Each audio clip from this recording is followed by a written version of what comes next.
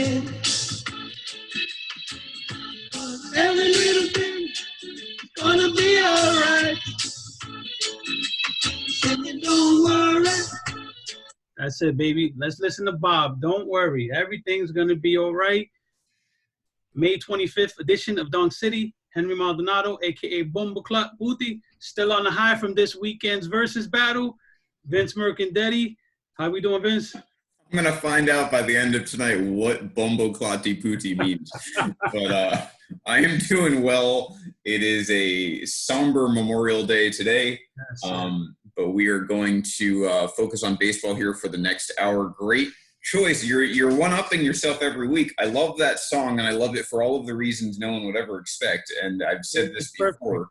It's perfect this weekend. It's perfect right now. So everything is going to be all right. Very fitting. I've said it before. Shane Victorino's walk-up during the 2013 playoffs was one of my favorite walk-ups ever because the Fenway crowd would get into that song. Even though I'm a Yankees fan, that was like thrilling baseball for me. So love that song, love that choice, and absolutely, and I love it for all of the reasons. The sentiments are everything we could say because there's no reason to worry here. We're going to get into it here. 2020 season updates. Where things are currently. We'll do a quick recap of that. We've been touching on it every week here. We're going to get into a timeline of events, what to expect going forward between now and probably the next show. It's a very, very important week coming up here. And then we're going to get into the good, the bad, the ugly of the situation. And we'll talk about fallout. We'll look to next week. And we'll have some debating in here as well, just touching on stuff that's been hot topics in baseball life this week. As we close in, Henry, on 5,000 members, not quite there yet, but we're right on the cusp. Almost. I'll save any ceremonial speeches and emotional I love yous till we actually hit the 5,000 mark. So it's been a few years in the making. Vince, I have a question for you. Sure. We have no baseball this Memorial Day. Nope. When was the last time there was no baseball in the MLB on Memorial Day in this country? You know, I couldn't believe the answer to this.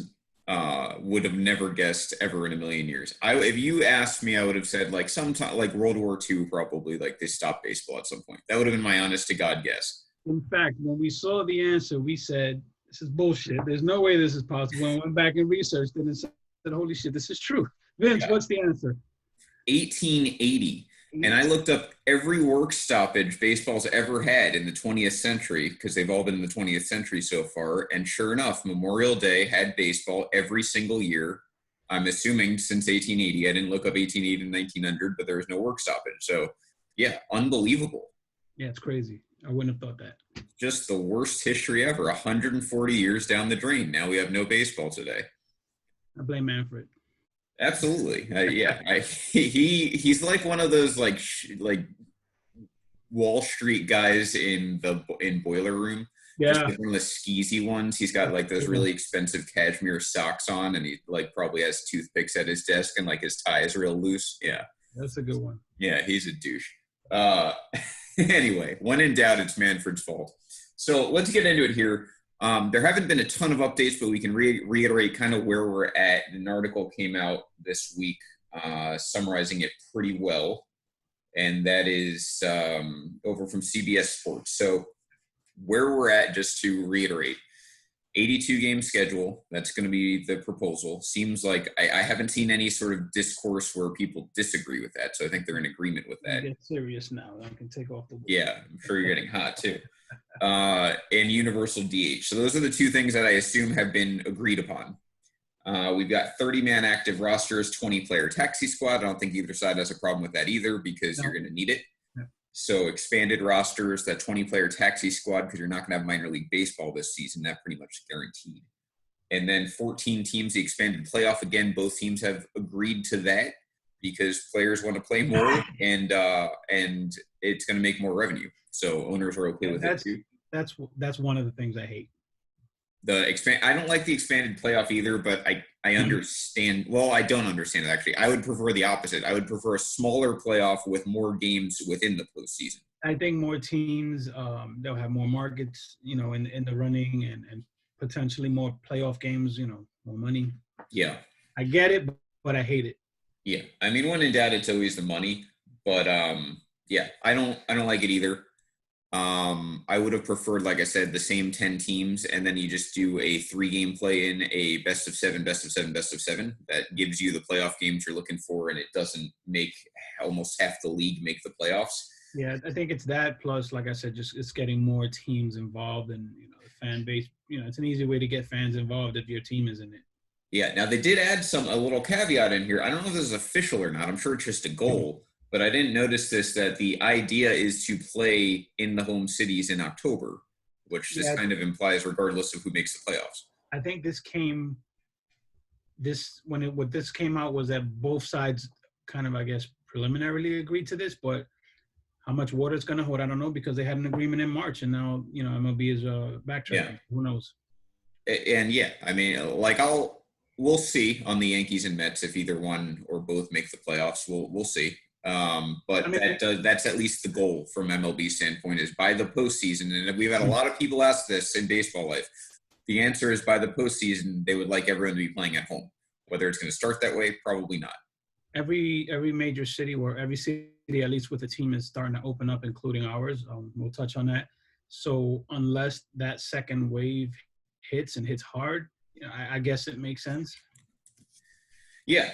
And then the last point here, the 50-50 revenue split, we know that was not agreed upon by players. So that still is being worked out. We will get to that later.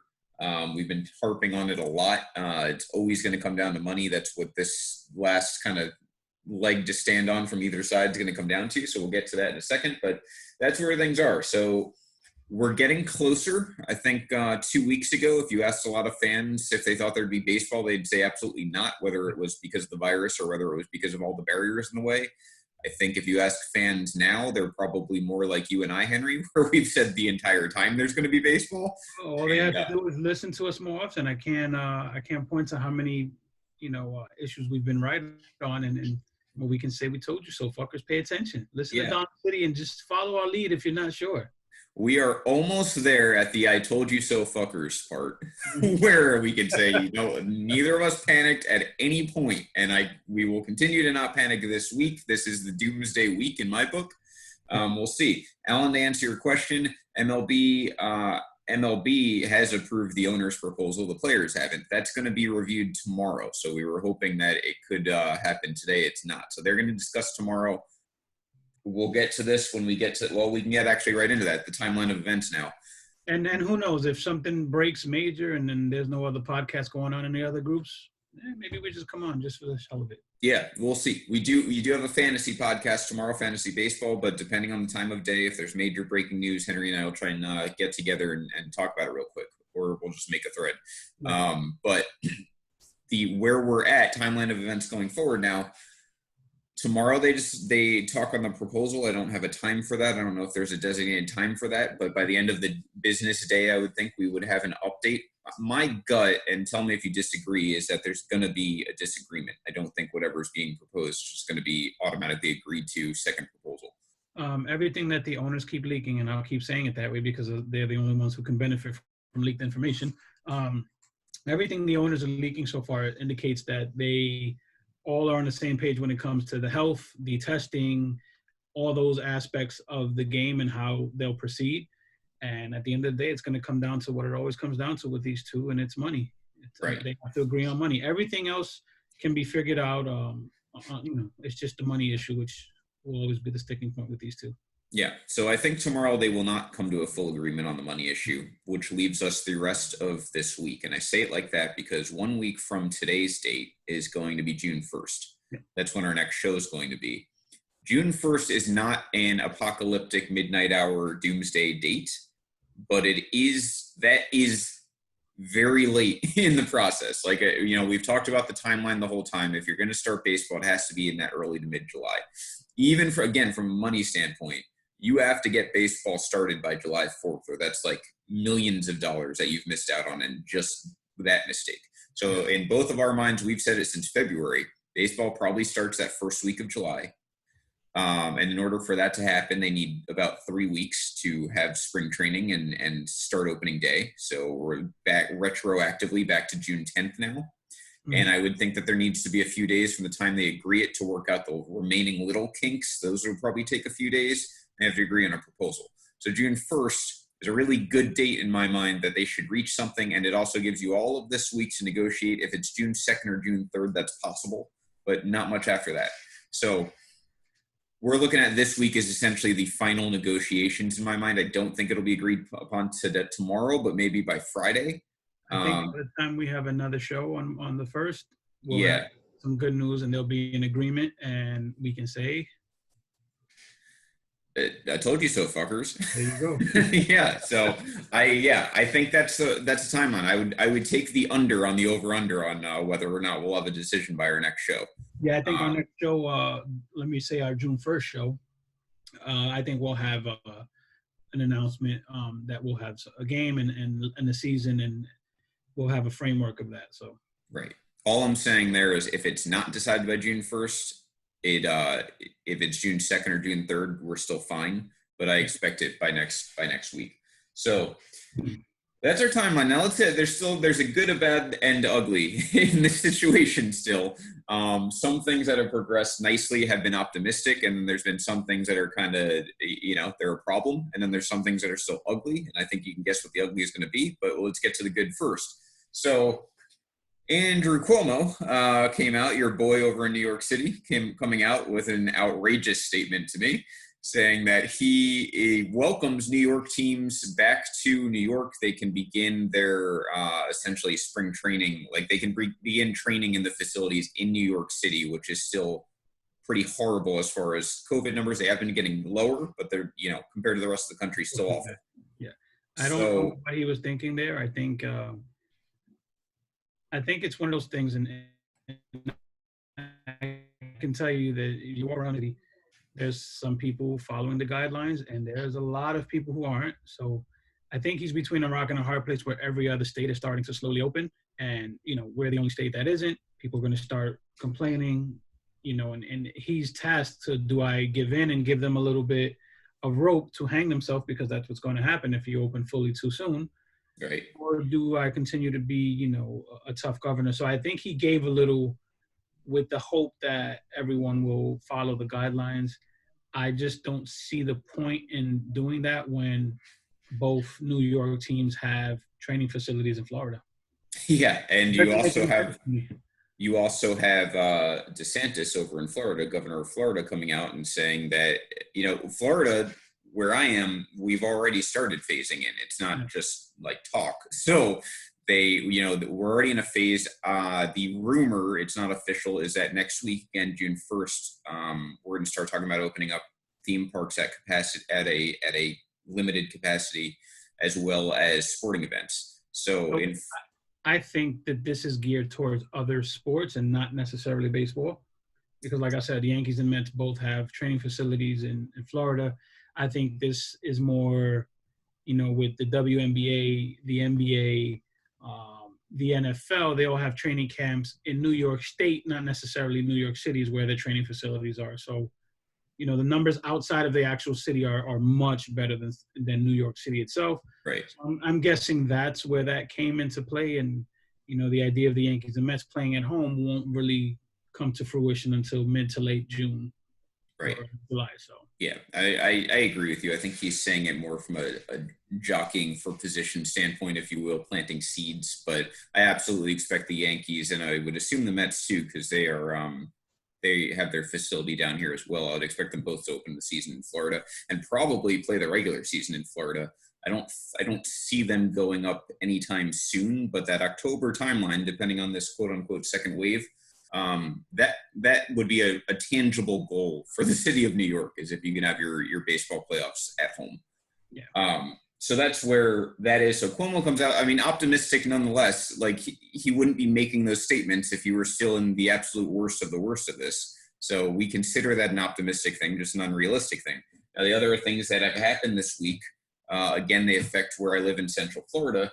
The NBA has agreed to have their season the rest of their season and playoffs played in Wide World of Sports Complex in Disney World.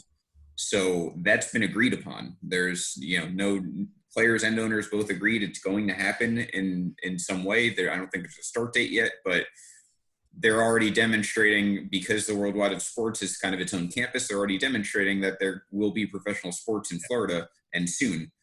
And then the other thing going around along with that is the NHL players and owners have also reached an agreement. It doesn't have to do with Florida necessarily, but they have reached an agreement to resume their season. So now you're at a situation where all three other sports, signed, sealed, and delivered, have agreed they're going to start their seasons. Pressure's on MLB even more now. Pressure's on the MLB owners, I think. Right. Yeah, I agree. That hits the owners harder than the players. Absolutely. Because now you can't be an owner sitting on the sidelines when every other owner in professional sports in North America is having their season finish, essentially. Leon in the comments said that the Nets are practicing in Brooklyn, and I just pulled it up, and he's indeed right. They're opening a training facility for players who want to attend voluntary workouts. The Knicks will not. So this is interesting. Yeah, now Leon and Jacob are Step Back podcast hosts in Ball is Life. If you're not in Ball is Life yet, definitely feel free to go in there and join. They've got a great podcast. Also kind of our ambassadors, if you will, of basketball. Yep. You guys, if I remember, I don't know if this has changed, but I think in the NBA, if you suck like the Knicks, because Leon mentioned the Knicks won't open up yet, if you suck like you're the Knicks, are they even going to finish their season? Because I had seen that if you're like not one of those teams with a chance to make the playoffs, you don't have to play. It just ends their season. I've always felt like the Knicks have been training for the last decade. Right. So I'm curious if that changed, Leon. Is that the reason the Knicks aren't opening up yet, because they're just not going to play? Or is everyone going to resume play in the NBA and kind of play out the line there? So we'll get an answer on that. But, yeah, so, I mean, NHL's back, NBA's back. Central Florida is going to welcome sports next week. They're going to welcome theme parks in the next week or two. So all of those things kind of play into MLB here. Now we get into the bad. And the bad is more, I think, funny at this point than anything else. But we'll start with Gabe Kapler's comments, Henry. And I don't know if you have the exact quote up, but he essentially said something like, it's going to be tough for players not to spit. Yeah, I don't have the actual quote, but in essence, of all the things he can bitch and moan about and say it's going to be hard to adjust, he chooses spitting. The hill he wants to die on. Like, only butt slaps would be more embarrassing of a thing to get hung up on than spitting. Look, I get it. He's not wrong in the totality of the idea of, hey, there's little nuances that have to, be adjusted, and players have to adjust for, like spitting and, like you said, butt slaps and walk-off celebrations, I'm sure, are going to be drastically altered. But for him to just, like, harp on the spitting thing was just foolish. Now, you touched on something that's kind of a trigger for me. You know what that is? That is the shut the fuck up of the week. Yes, you're right. I had someone else lined up, and then we had a huge revelation about 5 minutes before the show. Yeah. So he has been replaced by Gabe Kapler. That is just Kapler, shut the fuck up. Yes. Why are you talking? The original JD Martinez fuck up of the week. Why are you talking, Gabe Kapler, about spitting as your biggest concern in all of this? Like, that's how players have to adjust. It's not how they're going to alter their batting practice or regular practice or camaraderie or how the catcher and umpire are going to stand near each other. It's the spitting. That's like say all end all. That's the biggest problem we're facing. Dude, come on. You got to be smarter than that. But it's Gabe Kapler, so who knows? Right. He's already been fired once. Probably going to be fired a second time. It's a weird hire, I think. But anyway, so that did touch on a trigger of mine, though, because everyone, there's been all of this talk about, oh, well, is it even worth having a baseball season? It's going to be a shorter season. Things are going to be different. Divisions aren't going to be the same. Like, is the World Series champion going to be, have an asterisk next to it, blah, blah, blah. And none of that stuff's really affected me. Like, in my mind, I'm like, look, it's a shorter season.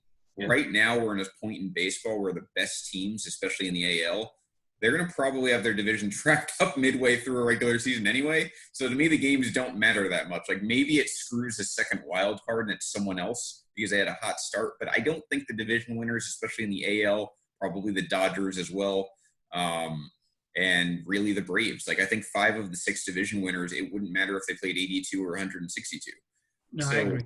Yeah, so none of that stuff's bothered me. What does bother me, though, what upsets me is thinking about stuff like walk-off celebrations, because you're right. They're going to have to alter that, and that's like I live for that type of celebration. And now I'm not going to be able to see a bunch of grown men jump on each other and rip their clothes off. I mean, that's the best. Waiting for him to come, everybody in the crowd, unless you're Kendrick Morales, that's another story. But, it's fun. Like you said, it's one of the few times you get to see players have fun. Right. Everything's out the window. They're excited. They just won the game on a walk-off hit, whatever, and they're just having a shitload of fun. And we as fans love that feeling, of, wow, these guys are just having fun. You're a fan, you're going apeshit in your living room, you're matching their intensity, and, that's part of the beauty of the game. Right. And there's the proof. There's my walk. There's a walk-off right there. That's a World Series champion celebration. I'm going to miss that if that can't happen. Probably no Gatorade either, I would think, because they're like drinking it, touching it. Right. Yeah. No Gatorade baths. So that's the stuff that upsets me. But other than that, like 82 games, 162, like, I'm not lobbying for baseball to cut their season in half going forward, but we do know that the seasons have been different games over history. They've been 154, they've been 162, they've been different games. Not this drastic, but they've been different. No one cares about the champion. 95, no one remembers that the Braves should have a little bit of an asterisk next to their name because they didn't play the last 2 weeks of the season or 2 months or whatever. Or first 2 months. Like I said before, there's only one team that will win the championship that will have people bitching and moaning saying, hey, it's not a real championship. Yeah. And it's the Yankees. If the Yankees win, there'll be all this bitching and moaning, complaining, oh, it's fake, it's not a real chip. That's the only team. Everyone will be fine with. The Yankees win, we'll hear all that, that BS. It is absolutely true. That's why I'm planting the seeds now in Dong City on May 25th that I am on record, even if the Yankees don't win the World Series, as this is an official winner. I'm completely okay with it. But I fully intend on not everyone feeling that way if the Yankees win. Yeah. The only one who has an asterisk next to their name, really, probably ever for me, is the 2017 Houston Astros. So I just have to live with that. So, there's some discussion in the conversations about teams who would have the advantage. We went over that last week. I mean, Oakland, I'll say this. Oakland's probably had a better shot at winning the West than the Astros. Yeah. With a shortened season. Now, they don't have a good shot with a long season either, but I had the A's taking that division this year anyway. Picks. But a team like the Reds, probably a great example. They can win that NL Central. Now, again, I don't even know if a longer or shorter season would matter in these cases, because if the Reds made the playoffs either way, I wouldn't be like, oh, that's shocking. Right. So unless we see like a Royals or like a Marlins make the play or Pirates make the playoffs, like Pirates would be a good one because they're always kind of in it until right around that trade deadline, and then they do what Pirates do. Does that factor in for you too? That does it factor into if we wake up and it's October and we've got like 2 or 3 really, really random teams who had no shot on a regular season? Does that change things for you, or is it you have to draw the line in the sand now? No. I think it's whoever wins is the champion. I mean, this is the season. This is the season we're playing. This is the hand that's dealt. If we play until 80 games, 90 games, whatever the number is, and if they win, they win. They still have to play a playoff series. Managers still have to manage, players still have to produce. So, I would love if, some team who rarely competes comes out of the blue and ends up in the World Series. I don't think it'll happen, but I wouldn't, grind my teeth or bitch about it. So I think it's just as silly if you make the case, hey, the wild card playing, like take the 2018 Yankees, for example, they win 100 games, they have to win wild card playing. I could have easily made a case in 2018 if they lost that game to the A's that there should be an asterisk next to the Red Sox because they didn't play. Like the Yankees had the second best record and they had to play a play-in, one game play-in. 3 straight years, the Pirates had to play a wild card game and lost. And 2 of those 3 years, they were one of the best teams in the whole league. Yeah. So to me, the playoffs are the much bigger picture to focus on if you want to go about sample size. And this year, it's offsetting that because you have a much longer postseason now. You're going to have an extra round of the postseason now, with 14 teams, 7 in each division. So to me, if you can get through that daunting postseason, 82 games doesn't really matter. I mean, we all know as baseball fans, there's a lot of padding in the regular season. It's mostly for stats. Exactly. You beat up on the shit teams when you can. You give your guys a couple days off.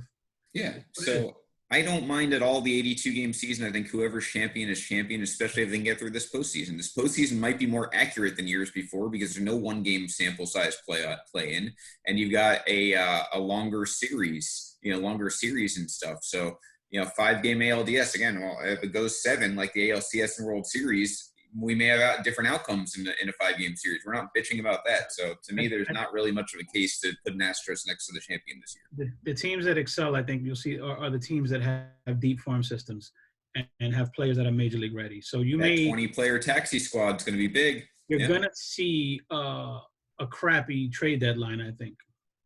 I don't know if you'll see much of any trade. I agree with you. I think it'll be maybe role players. You're not going to see a lot of action. You're going to see guys who may have been traded being called up to see if they can contribute somehow this year. Yeah, and Eric actually, and welcome to watching Eric. I think this might be his first time. I don't want to insult you if it's not, but he brings up a great point. And I said this in 2017 too. Yankees-Dodgers in 2017 would have been a great follow-up to Cubs-Indians ratings-wise.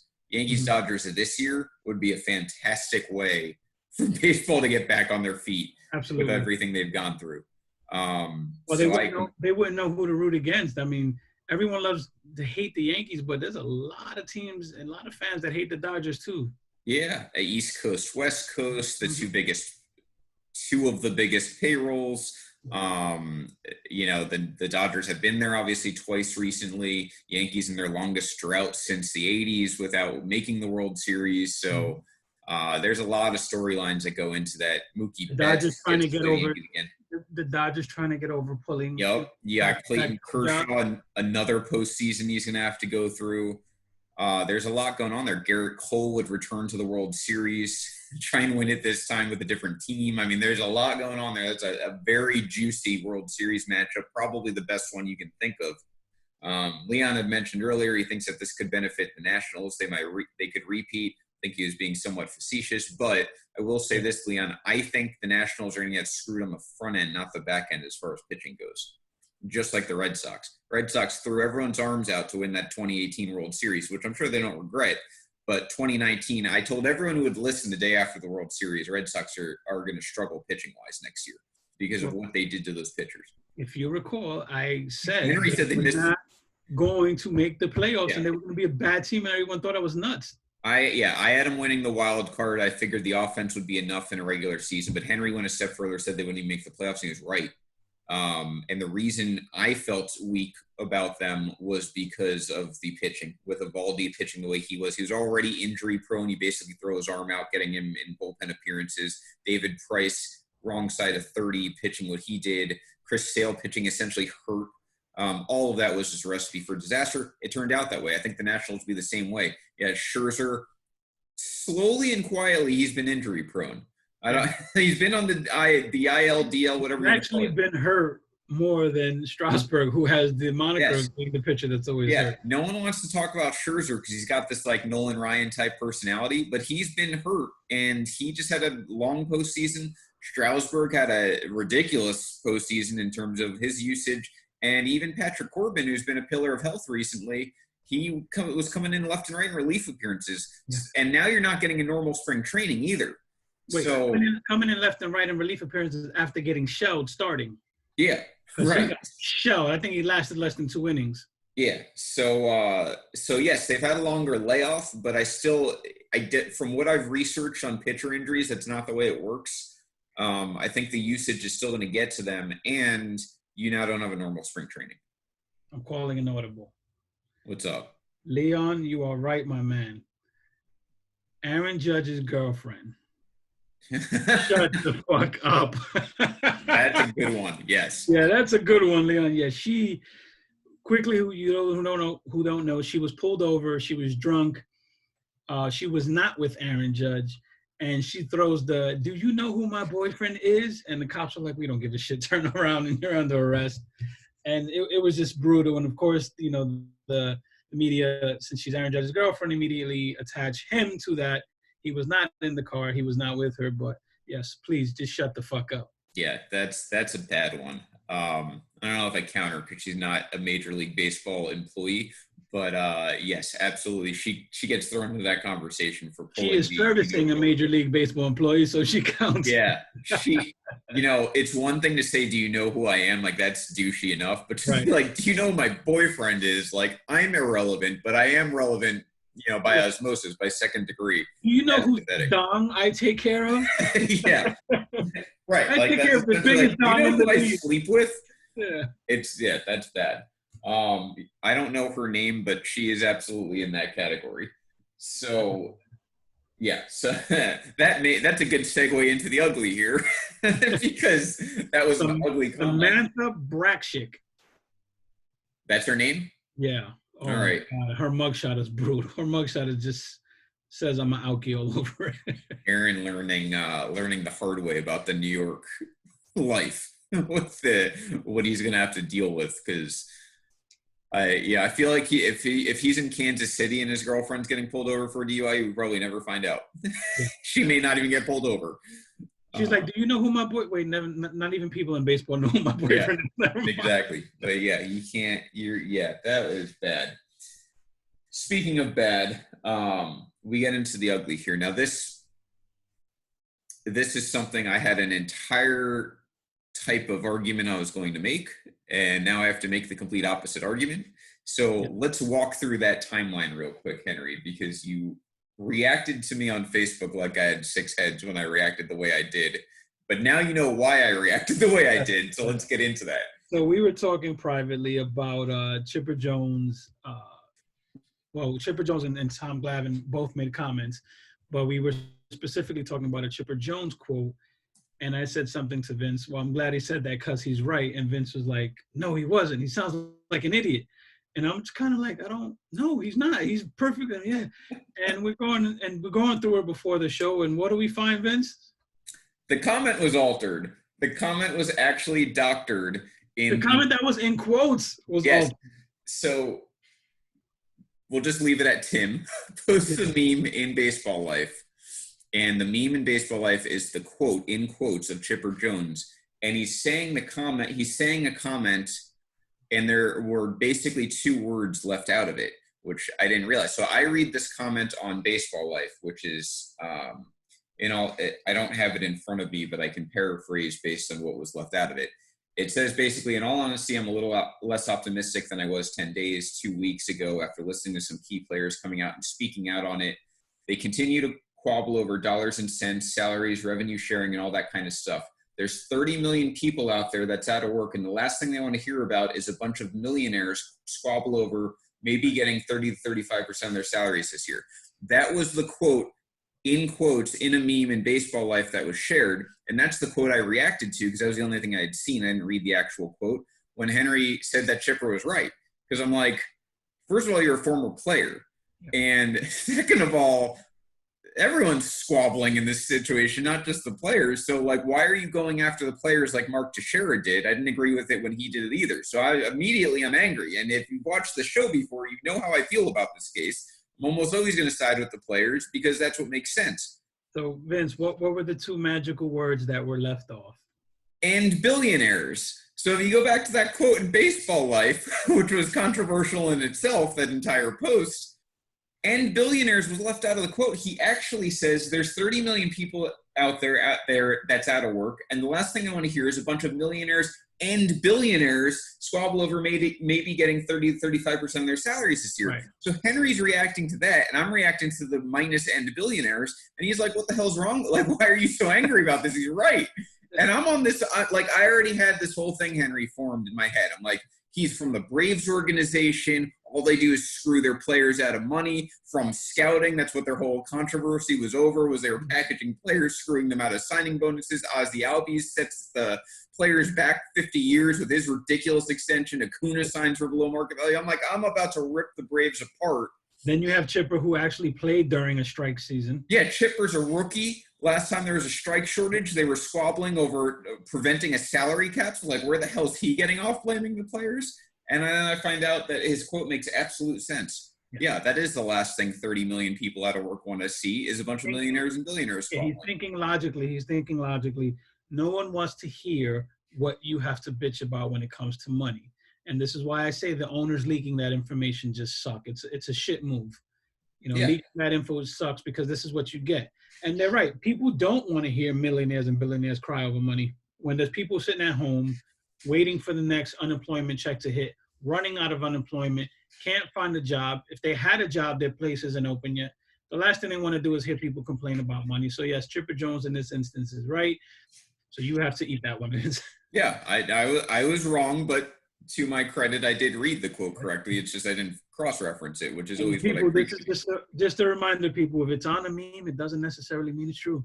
Yeah, I just never expected that to happen to baseball. Why take that quote out of context? It was so unnecessary.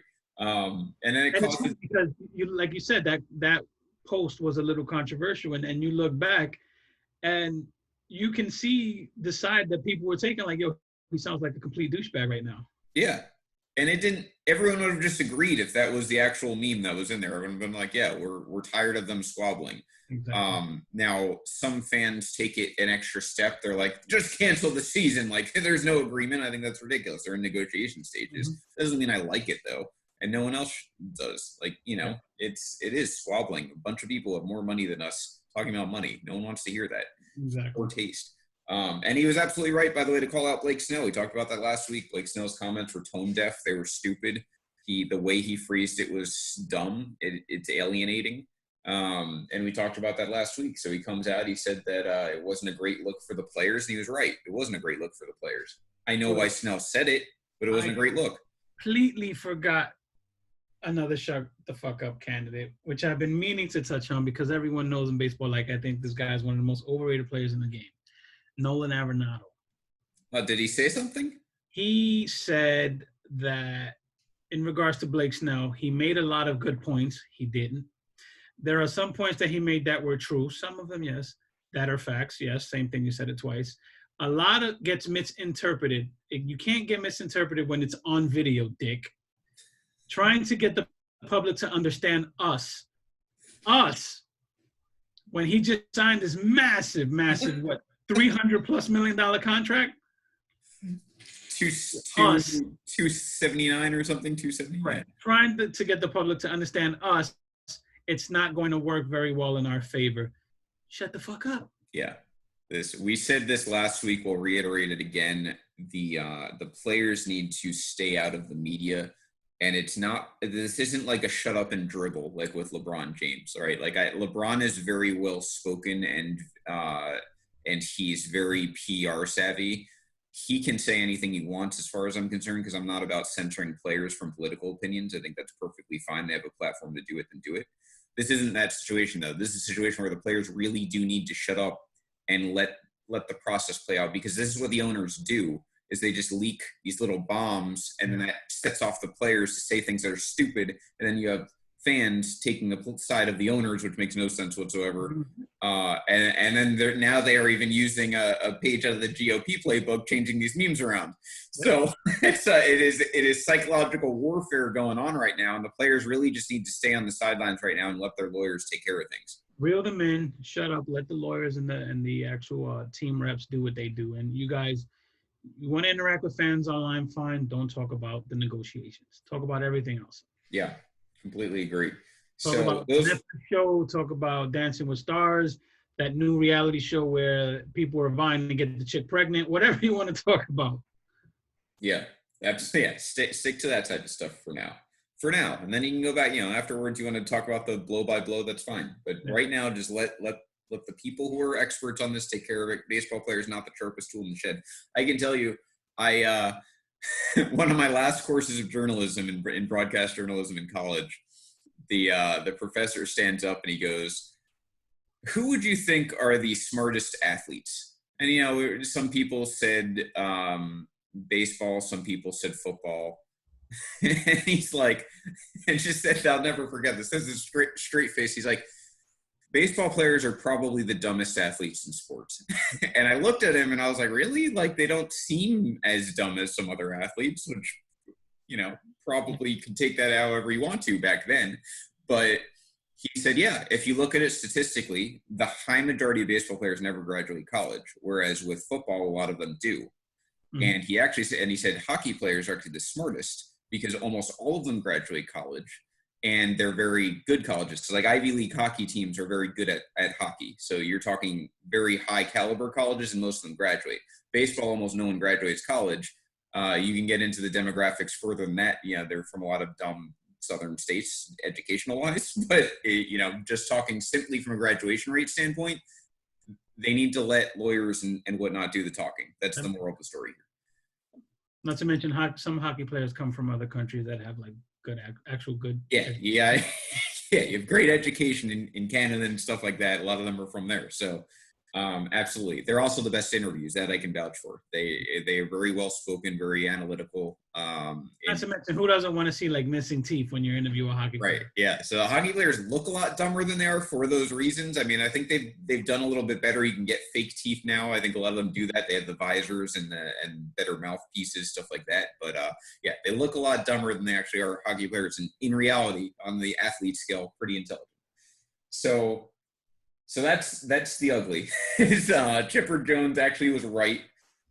He did talk about, like I said, Blake Snell in there. He was right about that. The only thing I kind of disagreed with Chipper on was the part where he talks about he's afraid there's a bigger divide now and that he's less optimistic about playing. I think the progress we've seen is what I expected.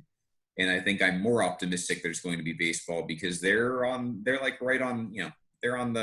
goal line just about. Yeah. Maybe not that. They're in the red zone, put it that way. So I disagree with Chipper there. I think that I'm very optimistic with the progress. They've got a whole nother week. And as we've seen, when they want to agree on stuff, it can happen like that. So baseball. I'm not worried about that. Yeah. So now we get into the last part of this money-wise, which is it Barry Axelrod? I can't remember his first name now. I think so. Yeah. So, and he's an agent. He comes out. Yeah.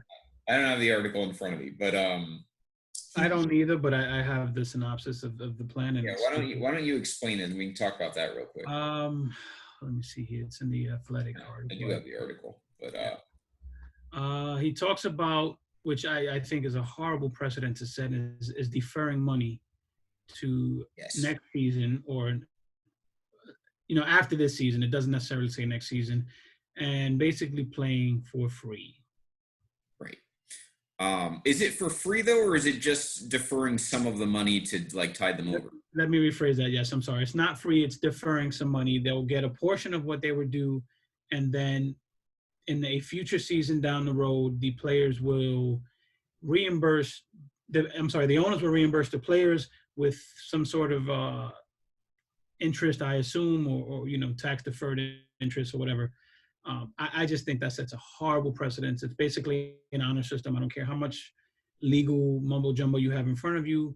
I just think it sets a bad precedent asking the players to take less money for deferment. That is the Washington Nationals' favorite look.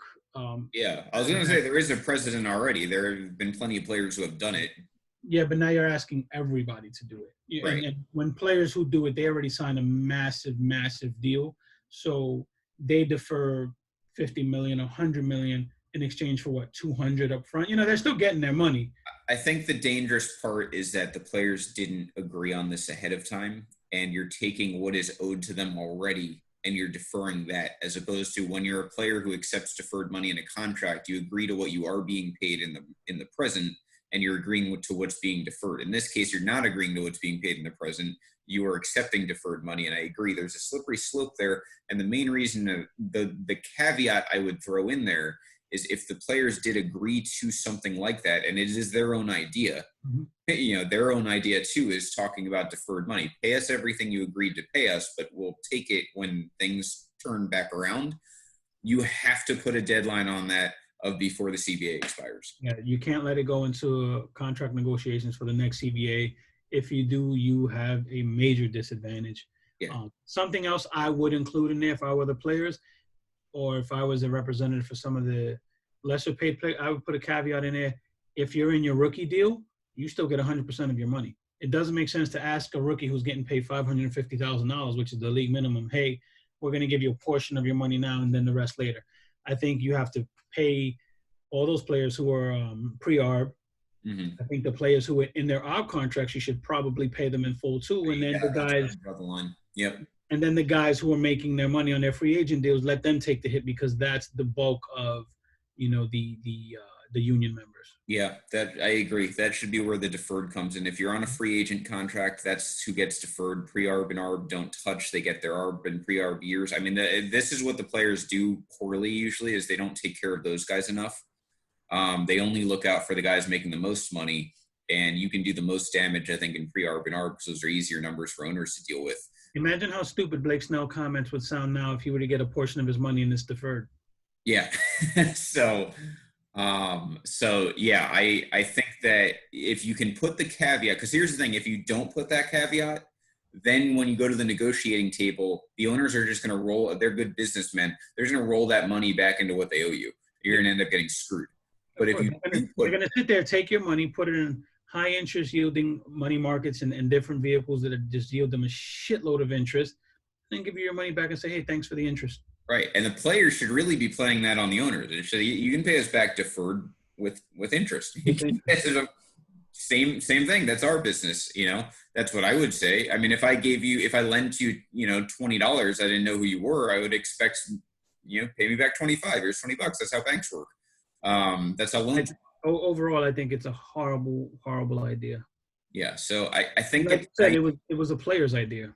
Right. And if it gets the job done, fine, but they really should put a stipulation in there, whether contractual or not, that this has to be paid back to us, though, by the end of the 2021 season. Then we go to the negotiation tables at an even playing ground. And that probably, that to me is a goodwill gesture from both sides. Players say, yeah, you pay us next year. Owners pay them next year. And you're in a little bit of a better headspace going to those will definitely be contentious negotiations next year. I wonder if this was their way to work around a revenue sharing, the players. Yeah, well, I think it is. I think that they rejected revenue sharing. That is the absolute hill they're willing to die on. They will not accept it. It's stupid. Yeah. It's really stupid because baseball makes a shitload of money. You want a portion of the final revenues. I think their feeling is that that's a precursor to a salary cap, and they're probably right because that's how the other leagues have also gone towards a salary cap. But I agree in that, it's like a sales job to me. Like, would you say I don't want commission? Like, no, you would definitely want commission. So to me, that it's not much different. As long as, as long as they're not like deflating salaries in exchange for it, then fine. But I don't know. So that's what I would say is protect yourself if you're going to go that route. It seems to be that they want to go that route. I'm hoping they have the sense to also protect themselves when they do it. And if that's the compromise we need, where you're not doing the revenue sharing because that's the absolute hill the players are willing to die on, and you're not getting your full salary as the owners already agreed to, that's the hill they're willing to die on. If that's the resolution, not my money. So fine. Now we get into the fallout here, and this is what Matt Whelan has been waiting for this entire show, if he's still watching, and that is that we want to talk. So however this plays out, there's going to be a lot of fallout from this, the way this season goes. We've already seen a little bit of it where universal DH has been agreed to. It's going to be implemented. That was probably not happening this year unless we ran into this COVID-type situation where now we got to intermingle the leagues. And so, therefore, universal DH makes the most sense, and you're protecting the pitchers. All fine. But this also, from a contract standpoint, which we just talked about, this goes across everyone. A guy like Mookie Betts is in a bad spot now. He's got half a season to prove himself in a pitcher's park going from Fenway, which is a hitter's park. Now, Mookie's got really good road splits, so I don't know how much it'll affect him. But still, when your home park's not Fenway, there's going to be some question marks there. And Mookie's going to the Dodgers, great lineup, but he's only going to do it for 82 games. If Mookie has any sort of injury, we're talking about 60 games. So he's in a tough spot going into a free agency year. You have a guy like Aaron Judge, who is heading into his final ARB year after this season. He's going to be in a little bit of a rough spot if he can't get on the field and play because he only has so much time to prove he can stay healthy. Yep. And then you've got the guys even below that in pre-ARB who are heading into ARB. And they need, that ARB number is set on the previous year's success rate. So if you only have half a season, all of that's getting affected. Yeah, all that is prorated. And you didn't touch on guys in the minor leagues who are looking to catch a break in the major leagues. That's also affected. Yeah. So Their values are lessened now. I've said before, Clint Frazier, that guy where yeah, Tyler you Wade. yeah, you kind of felt where the Yankees and teams have those guys that are like, okay, this is it for you. This is your shot. Those guys, they're like, okay, where do we stand now? Yeah. You imagine being 24, 25 years old. You're right on the precipice of being a major leaguer. This is your year to prove yourself. Now you've got half a season. I mean, Clint will obviously, he's probably going to be on the 30 man, if not definitely Well, the taxi squad. that's what I'm saying. It's going to affect them because now managers are going to manage the game differently. You're going Yeah. to use all 30 of your players. You're going to use as many as possible because you want to give guys some time off who may not have been game ready when the season starts. So he'll get less playing time. Yeah. I think that, especially with the Yankees, I mean, Boone's going to end up benching. Yeah, it's going to make opposite sense to me. Boone will end up benching these guys more because he's fearing that they'll get injured in a non-routine schedule. Even though they're only playing 82 games, they should be playing every single day. And he'll play Judge every day. He'll get hurt. Right. Yeah. And Brett Gardner will play every day and bat leadoff somehow, even though he's 37 years old. And, but I think a lot of that 30 man is going to be relievers, though. The rumors I've seen, I think it's speculation, I don't think there's anything official to it, is that managers will probably only go like 4 to 5 innings to their pitchers. So you may see a lot of relievers. In that case, teams with bullpens and high-end pitching arms are going to really benefit. Tampa Bay. Yeah, I get it, but that might hurt guys too. Because now, if you're a starting pitcher, you're not preparing for throwing 100 to 120 pitches in 6 or 7 innings. Now you're sitting there thinking, well, I can go bulldog mode for 4 innings, and they start to overthrow, and they start to, they have the wrong arm slots, and you're going to see injuries left and right this season. Imagine if you're Garrett Cole and this is your walk year instead of last year. Absolutely. I mean, you're talking $100 million possibly that this could be different. So yeah, there's a lot going on salary wise. Now here's the other thing. We just talked about the universal DH rule changes. I haven't heard anything else in this regard. So it leads me to believe maybe it's not going to happen, but we've been talking about how this is going to be largely an experimental season in some regards. Now the universal DH actually did happen. That was something we brought up months ago. The shortened season by default is going to happen. There's been those early rumors. I haven't seen any updates as far as pickoff moves being like banned because of social distancing. I don't know if that's still a thing or not. But then you have things like pitch clock. You have things like shift, which if you're ever going to ban the shift and if you're ever going to enforce a pitch clock, now's the time to do it, to experiment with it. Now, this is where we disagree. No. It doesn't happen as often as it should, but we very heavily disagree here. It was also a hot topic in baseball life, and this was in the admin chat. Yes. Yeah. Well, and it was a post in baseball life as far as the shift goes. Now, I am 100% in support of limiting shifts. I don't think you should ban it completely. No one should have to stay at their position, but the whole one side of the bag thing, two guys on one side, I'm completely okay with it. I think it's better for the sport, and you disagree. You didn't say that earlier. You didn't say that aspect of it, but I am a fan of the shift. I often say baseball is poetry in motion. Even when there is no motion, baseball is the most beautiful thing. Things are happening when nothing is happening, and that includes the shift. You have a guy who can only pull a ball to the right side of the field. He can do nothing else. All his stats have proven that this guy cannot for the life of him go the other way. If you're not going to go the other way, if you can't go the other way, I'm going to expose your weakness as a manager. And if that means employing the shift, that's what I'm going to do. If you hit into that shift 10 out of 10 times, that's on you to make the adjustments, not me. I made the adjustments to get you out.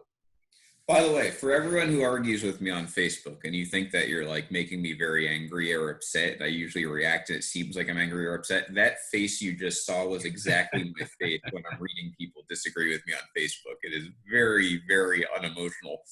But what I'll say to you is so this is why I vehemently disagree with the shifts as they are now. Again, if you want to have like a right fielder come in and play deep infield, I'm okay with that.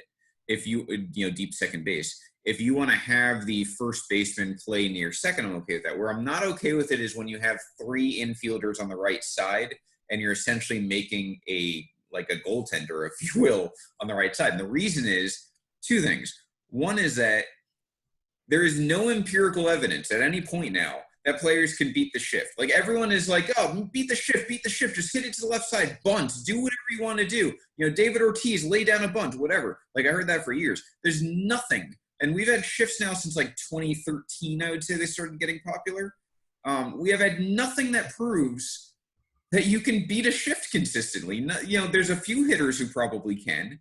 But and Matt brought this up earlier in the comments section. Like Mike Trout's one of the most complete hitters in baseball. He eats the shift sometimes, and they shift on him. There's nothing that indicates you can take a 98-mile-per-hour slider from a righty into a lefty, and he can hit it to left field. It's just not something that is realistic. So why do we keep suggesting that's the answer? Yes, it is. What? Based on what? So if a player can go the other way, which a lot of them, they can. They're just – players are programmed to pull. Everyone wants to pull because when you pull, you have the most power. It's natural physics, yeah. Unless you're one of these guys who just have like absurd opposite field power, but natural power is pulling it. Everyone wants to hit a home run. If you are a line-to-line hitter and you can go the other way and you do it enough that they have to stop shifting on you, now you can start pulling again. I don't see that as a stop shifting, though. I think they would just adjust either A, how they shift, or B, how the pitcher approaches you to shift. Because if if a pitcher's throwing you an outside pitch and maybe a guy like Robinson Cano just takes it down the left field line as a lefty, fine. Mm-hmm. But the next time they're just going to come in on you. Like, how are you going to tell someone, hey, take this 100-mile-per-hour fastball, which almost everyone can throw now, on the inside corner to a lefty and hit it to left field and do it consistently enough where they stop shifting on you? It makes no sense. You have to make the adjustments. If you're batter, you have to change where you're standing in the box. You have to look for different pitches. You have to not everyone's what they're going to hit. And here's my other problem. Okay, fine. That's your solution. But why do we want them to beat the shift? What do you mean? Like, why are we rooting for players to beat the shift? You're not rooting for them. You're saying if they want to succeed, they have to make the adjustments. Yeah, but are you okay with the shift being as effective as it is now? Like, to me, my main problem with the shift is that it makes the sport worse to watch. There's more outs. There's less activity on the base paths. That's a different argument. It makes it boring. I get it. If you want to say, hey, we need more offense, I get it. But we're also getting that with universal DH. Universal DH, that's fair. We're going to have a shot in the arm with offense. For the NL, though, like the AL already has a DH. It's not too. I absolutely love the idea that there's strategy going on that says, okay, I'm gonna play to your weakness. It's up to you to make those adjustments. I just love that. See, I view it as more strategy. The pitcher has to pitch you differently if everyone's playing their normal positions, but the pitcher is going to pitch you a very specific way. You have pitchers. CC Sabathia used to he hated this shift behind them, and he would say, no, stay in normal position. I'll make the adjustments as the pitcher. I love that. But again, that's that cat and mouse game in baseball that will always go on. To me, the problem is that everyone's like, well, players should just beat the shift. Well, you want them to beat the shift because you want them to get on base. So if you want them to get on base and beat the shift, why not just outlaw the shift and they're already beating it because there's no shift? Like the better aspect here is not, I like the shift because I like that it's effective and makes outs. It's that I like the shift because I like that hitters will have to force a change to it. But if we're rooting for the change, why keep the rule? Like that part doesn't make sense. And I'll give you an example. I don't think you're rooting for the change. I think you're rooting for the best possible outcome, depending on what side of the fence you're on. If you're the offense, and these guys are playing that shift, and you have runners on, first and second, and you can't move them over because you can't, for the life of you, go the opposite way, and all you're going to do is pull into a double play. Probably that's your problem. You have to make that adjustment. I look at it more from an entertainment standpoint, not from like an ego standpoint. Like to me, I don't care whether the players can figure out how to beat the shift. I think the shift is worse for viewing pleasure. And there's so many problems right now with major league. I get that. I love the idea of the strategy behind it. Yeah, fine. Just like a chess match. Just like the strategy of a pitcher trying to hit. Like I respect the strastrategy. No, that's horrible. That's just stupid. Like, yeah, double switches. Like, let me come right now everywhere. That is a hill I will not die on because it's stupid. That's kind of how I feel. And Randy, what we're trying to avoid is hitting the ball over the fence. Like, that can't be the solution to everything. I want more than the outcomes. Walks and strikeouts involve pitching. Actually, Randy's right because we had more home runs last year than any other season in baseball. So people said, fuck Here's shift and here's a home run. So yeah, I don't like the doctor baseball. I don't like the 3 outcomes. That's my biggest problem with the shift is it makes less successful outcomes. I like singles, I like doubles, I like shit like that. Here's the thing for me with the shift. I think if you use the shift more, then it'll start an organizational change. I think players in the minors will learn how to probably go line to line more. So once you start that from the minor, it's hard for a guy who's been a 6 or 7 year vet, who has probably spent 3 or 4 years in the minors, 9 years combined to make that change. It's going to be hard for that guy. He can't do it, honestly. That's the high majority of players, though. If you tell a guy who is in AA, hey, we're going to work on going opposite field because you're a dead pull hitter, and in the major leagues, these guys are going to shift on you. You're forcing that guy to add to his expertise and add to his hit tool. The problem is, and maybe to your point, this will change in the future. The problem is at the major league level, what's going to get you that 8-figure contract is hitting home runs. If you're a 230 hitter and you hit 50 home runs, you're going to get $100 million. You're going to get hundreds of millions of dollars, as opposed to if you're a 310 hitter and you're hitting 15. But we also value on base and those things more than we ever have before. We want to see a guy get on base 350, 360 plus, Look at a DJ LeMahieu and a Michael Brantley. Those are guys you can't really shift because they're such professional hitters. Exactly. And look at a guy like Stanton, and who got more money. That's what I mean. Well, Stanton, he got a massive contract. He's won an MVP. Right. He pulls a lot of power. He did it. Yeah. Take a Stanton light. Take a guy who can't hit for any sort of average, but still can hit, 50 home runs. Like a Joey Gallo. Is that? I was actually going to use Joey Gallo against you because Joey Gallo is a perfect argument because he's made the adjustment so much in his game that he's gone from an atrocious hitter to a really damn good hitter. He does a little bit of everything now, where before he was just pulling home runs left and right. He has become a more complete hitter while hitting in Texas. And he made the adjustments. He did, but not everyone can do that. Exactly. That's the beauty of it. Joey Gallo now is a better player to watch, though, and you're asking for basically a lot more of the old Joey Gallos to stick around because they're going to make more money, and they're not going to be guys who are going to adjust the shift. And they make more money that way by not adjusting the shift. You adjust the shift, you kill your market value. No, I disagree. I think guys who only hit home runs, you had who was it a couple of years ago that led the league in home runs and had to sign Chris Carter had to sign a 1-year deal with the Yankees, and he led the league in home runs the year before. Got the fans, the teams pay for more than just home runs.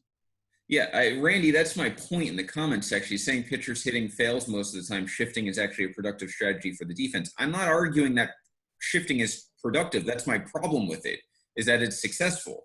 Pitching, hitting, and shifting is the same problem to me. It's less action, it's less people on the bases, and that's my problem. I don't want the only runs in the game to be home runs. I want players to be on the bases. Do you like no-hitters and perfect games? That's an extreme example. I like perfect games, but no-hitters can be boring sometimes. The no-hitter part's exciting, but you have 8 walks. It's not exciting. I guarantee you look at the video of those guys who have no-hitters or complete games in the last 5 years or so, you'll find that there's a number of outs that were created because of the shift. I doubt it. I'm sure it's existed, but I doubt that's a large part of no-hitters and perfect games. I'm sure you'll find a few outs that'll be there.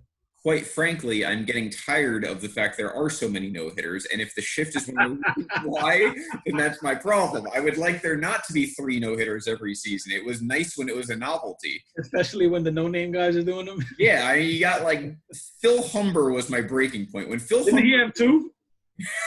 Did he? Yeah, someone who's an asshole had 2 no-hitters. I think Phil Humber had 2 no-hitters. Yeah, when Phil Humber threw a no-hitter, I was like, I'm done with no-hitter's not impressive anymore. Now the cycle is my new thing. I like watching the cycle, and soon that's going to be outdated. You know who hits a lot of cycles? Guys that can go the other way against the shift. Sure, I'm not denying. That's very few and far between. That's why the cycle's so rare, because not many guys are A, hitting triples, and B, hitting it to all parts of the field. Yeah. But so that's my problem with the shift. Now, I don't think they're going to put a ban on it yet. If it's going to happen one day, I could see that. I think it's possible it'll be at least restricted. I don't think you should ban it completely. It is a strategy. I just think now that it's an extreme strategy, I have enough sample size where I don't think most players are going to break it. And it's bad. Like, here's the other thing I compare it to. 1968, there was no scoring in baseball.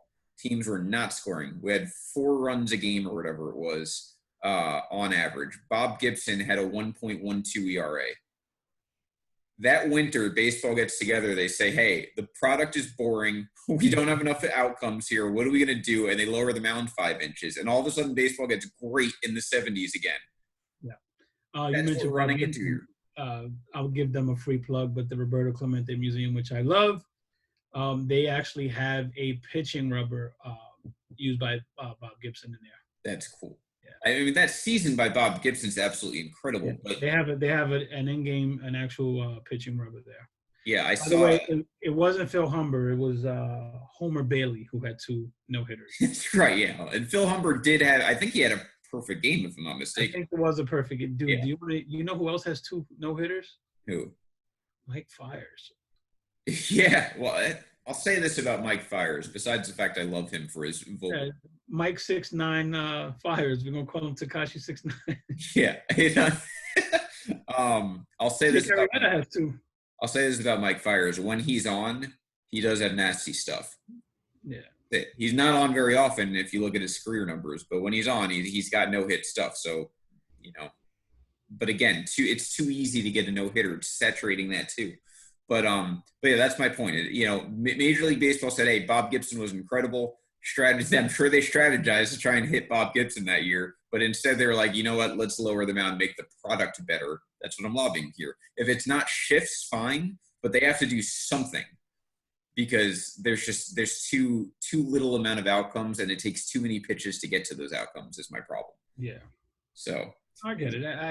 I love the shift from the strategic standpoint. I get it may be boring and, as baseball, you want to do the other thing and you want to get fans in, but I love the strategy of it. Dallas, don't touch my mound. Braden, also another one. Oh my God. Your no-hitter, yeah. A-Rod's bitch. Yeah, from Cali, in case anyone didn't know. So anyway, that's there's a lot that's going to be affected here. We are excited. I mean, we are 1 week away now. I think I'm 70% sure that we're probably talking about everything that got agreed to on our next show by Monday. I'm going to end the show the way I started it, brother. Go ahead. There we go. So we have nothing to worry about. Be happy. Again, keep in mind Memorial Day, the last few hours we have wore my patriotic hat to honor it. And we will be back next week, back in our normal time slot again, 7 p.m., not on a holiday this time, to discuss, hopefully, an agreement. If it's not an agreement, it's still going to be a super exciting show because we're going to have hours and maybe a little bit of days left before they have to come to an agreement. So join us next week, 7 p.m. Sean's Total Bases podcast on tomorrow night. Be sure to join that. He's got some good fantasy stuff going on there. And also Step Back again. Jacob Anthony Moses and Leon Tompkins, there you have moved into a new time slot, Wednesdays, 8 p.m. Immediately following the lab. Is that 7 p.m. or following the lab? Yep. Yes, lab's at 7 p.m. So Wednesday's a good. I'm excited for that. I think that's a good slot for them. Me too. I think that'll work a lot better than they had. So join us next week, Monday, 7 p.m. This has been Dong City. Have a great night. Dong City Bomber Club.